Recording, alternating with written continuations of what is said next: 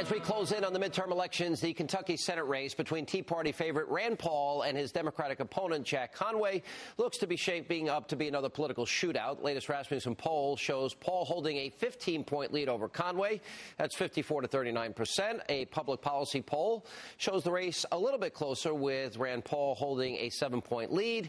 So will Rand Paul be able to energize the conservative base, pull off another victory for the Tea Party? Joining me now with the answer is the Republican Senate candidate from the great state of Kentucky, Rand Paul. Rand, welcome back.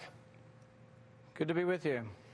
First of all, what do you make of, that's a pretty big disparity in the polls. Where do you think you are in this race?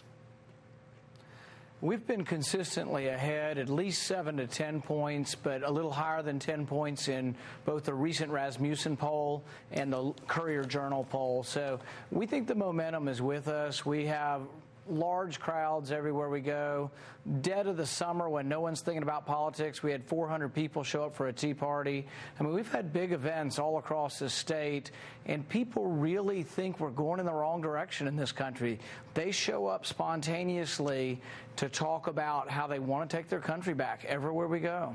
Let me ask you this, because we recently had Christine O'Donnell. We had her on the program earlier this week, and you went through this probably before anybody else. You came out of nowhere. You beat the establishment candidate in a landslide. So you had a big victory, and you started to go on some of these national gotcha or play gotcha programs, and then you said, you know what, I'm going straight to the people of Kentucky. You didn't think it was beneficial. Do you think she's wise in her decision to focus more on Delaware now than national media? Yes, and what I've said is I think she can win up there. She'll talk about the economic message. She'll talk about how this administration is the most anti-business administration we've had. Talk about things like term limits that resonate across party lines. Talk about a balanced budget amendment. 70 to 80% of Democrats agree with term limits and a balanced budget amendment. That's why the Tea Party is so potent, and why they try to create some other havoc and create some other nomenclature for us. But the thing is, the things we talk about are incredibly popular. Balanced budget amendment, term limits, read the bills. Yeah. Let me ask you this, though. One more question on the media here, because there is a hostile media. There is a game of got you on certain programs that are out there. They're trying to impress their liberal friends and show how tough they are, and all of this, seemingly wanting to build themselves up. So how do you balance that in terms of making decisions about where you think you're best able to get out your message? Well, it's interesting. I started out saying that I wanted to get my message to everyone. I've been on the networks that are considered to be more liberal. And when I was on some of these, after I was treated unfairly, a couple of people from the network actually called me and said, we want you to come back on. We'll talk about the Commerce Clause. We'll have an intellectual discussion. And I told them, how can I come back on when you bash me for 3 hours with something that's untrue? You basically repeat something that's a lie for 3 hours on the air, and then you expect me just to waltz back on your show and have a good intellectual discussion. That's called. And even this person is a prominent person from one of those networks. He admitted it's hard for a conservative to come back on the network. Yeah, it sounds to me like they're setting you up again. Fool me once, shame on you. Twice, shame on me. All right.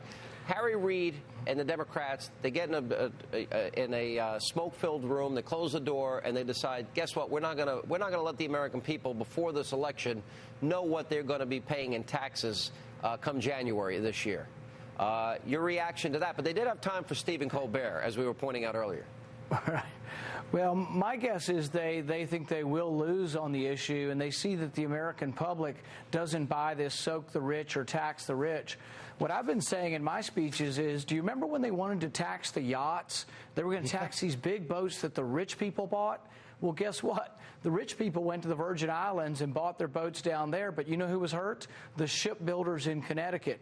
You can't punish rich people. You end up punishing the people who work for them, or you punish the people who they buy things from. You can always do what John Kerry did. It makes no sense to soak the rich. Well, you can always do what John Kerry bought the boat and anchored it in Rhode Island so he can save tax money. Last question.